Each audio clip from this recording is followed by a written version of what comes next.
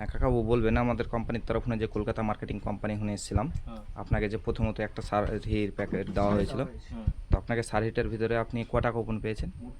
5টা। আমাদের কথা মতন কী বলা হয়েছিল যে যদি আপনার প্রাইস পছন্দ হয় 15,300 টাকাতে আপনি পেয়ে যাবেন। তো আপনি 5টা কুপনের ভিতরে কটা কুপন স্কেচ করেছেন?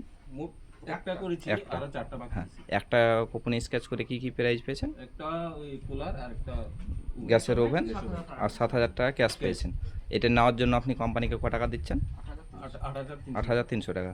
আমাদের সেলসম্যান আমরা কি বলা হয়েছে যে আরও পরিবর্তে যে 4টা কুপন আছে, 4টা কুপন আপনার যেটাই পড়বে সেটা ফ্রিতে পাবেন, তাই তো? এবার দেখা গেল কোনো কুপনে প্রাইজ পড়লো না, ফাঁকা চলে গেল, কিন্তু 10,000 টাকা করে পুরস্কার পাবেন, ঠিক আছে?